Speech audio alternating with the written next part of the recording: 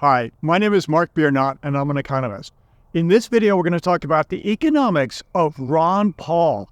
Ron Paul is a medical doctor. He's not an economist. However, he claims to be on the internet. And he aligns with what he says is the Austrian School of Economics. And when you use that, there's a lot of name branding and branding connected with that, and people give it credibility. But the economics of Ron Paul is not what you think it is. It's not true economics. It's really a form of popularism, nationalism, populist, regional-centric economics. True economics is the economics of the world, because Adam Smith said free trade and free markets and peace in the world is what brings prosperity to nations. In a sense, that's what he said. So he looks at these Austrian economists, and he will say and make claims to Austrian economics based on people like Mises and Hayek, particularly Ludwig von Mises. But I question, has he ever really read any of his books? I've got a book here. It's a pretty thick book, and it's just one of Mises's books. This is his Theory of Money and Credit. Has he really studied this from all angles as an academic? I don't know. I don't think so, but maybe he has. But there's other books. This is The Economic Doctrines of David Davidson. He's a Swedish economist. This is Interest and Prices by Michael Wolfert. Has he ever studied that? This is Interest and Prices, Knut Wicksell. Has he ever studied that? This is The Economic Doctrines of Knut Wicksell by Karl Ur, a Swedish economist. And I could go on. There are countless other economic ideas besides just a popularized version of Ludwig von Mises. There's polemics, there's counterpoints, there's the capital debates. Remember, life is an art and not a science. It's the spirit of the law, not the letter of the law, that counts. So my first critique against Ron Paul is he may not be well-rounded as an economist. And when somebody's not well-rounded, they're often just focused on one aspect. And let's look at his first aspect. His first aspect is this. Monetary disruptions cause the business cycle. I'm a monetary economist. I'm doing a lot of work in this regard, and I would say it is a cause. It is not the cause. But if you statistically lay out all the causes of the business cycle through time, you're going to see even Knut Wicksell. He believed it was real factors, not monetary factors, that caused the business cycle. And I would put the Swedish economists one notch above the Austrian economists if I were to rank them.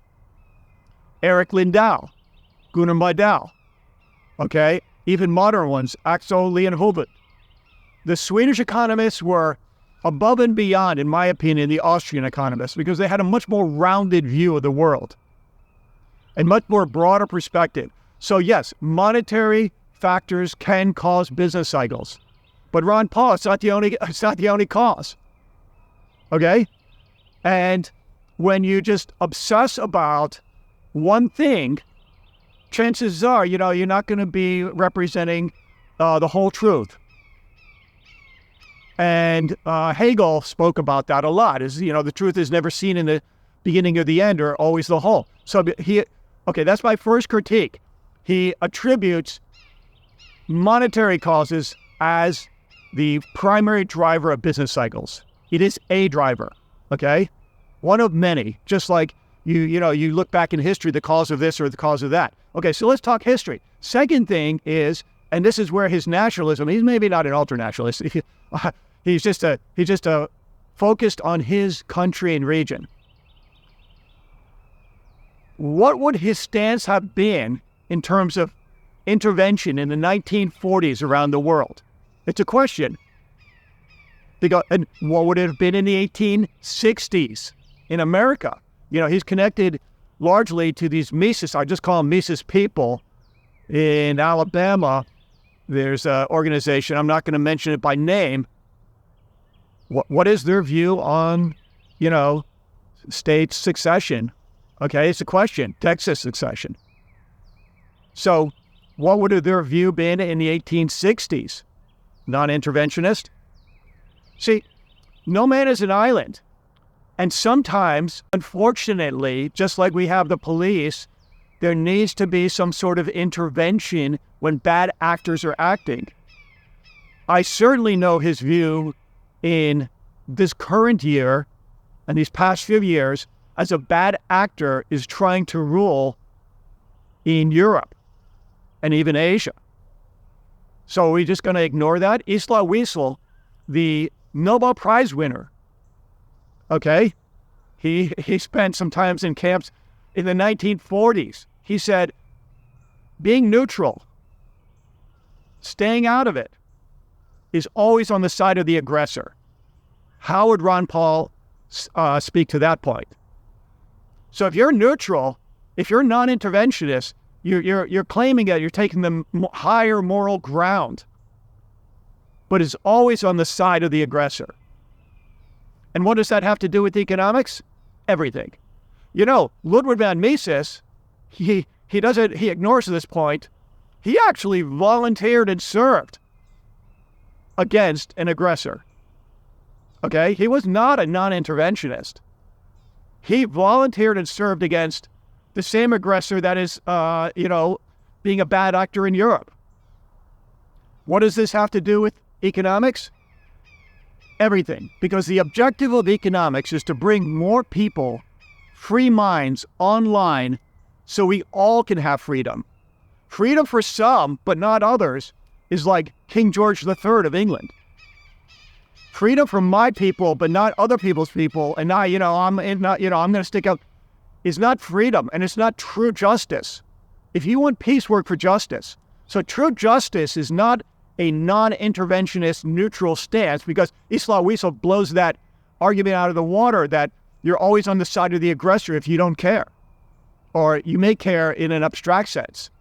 So that's the second thing, because we need people in the world to work together peacefully, and we all have to be democratic and free, and then economics will continue to take off. So the first thing is he's a monetary cause of the business cycle. Second thing is he's neutral when bad actors are acting around the world. The third thing is balance the budget. Now, I could probably agree with him on parts of that. I'm fairly fiscally frugal, let's say. And I do understand some of his points, but he's not an economist. Because you can't be, just so rigid in thinking it's the only solution to life, because many prosperous countries continue to prosper and flourish under varied monetary economic situations, including an unbalanced budget. And the big thing that he ignores is it's not the nominal number in the budget. He will throw out some number like, we're up to 32 trillion, debt. It's the debt to GDP ratio. If that's falling because of an economic boom or new innovation or greater freedom and peace in the world, it will continue to fall until it becomes, inconsequential. Yes, I am for fiscal constraint, okay? But I'm just saying some of his thinking is a little bit, in my opinion, extreme, black or white. And he certainly has not read a fraction of the books out there on economics. And this is a fraction of the fraction. He hasn't even read all the, works of Mises and Hayek in German translation. Even like Knut Wicksell, who is very close to, the Austrians. He's a Swedish economist. He's got scores of works, even untranslated and unread. And from my understanding and research, he revises some of his positions. So, to be making claims that this is the only way, it's not a religion, it's economics. It's about being critical and open-minded. So as an economist, I would give him maybe even a C-. And the main reason is, he doesn't look at the totality of the world. and that we are all seeking freedom and peace. And he's ignoring major geopolitical events which can derail economics and bring us to a lower level on the PPC curve. We want an outward shift. We want to be like, Ronald Reagan wasn't an economist, but we want to be like that type of thinking, a very global, broad thinking, because what benefits the world will also benefit me and my people. You just can't lock yourself in to one type of thinking. So Ron Paul, read some Swedish economists, read some other economists and books, and read them thoroughly. Look at the counter arguments and objectively, not emotionally, consider their points. And remember, non-interventionist, being neutral when there's an aggressor in the world, is being on the side of the aggressor. That's the economics of Ron Paul from my interpretation. Thank you very much, and have a great day.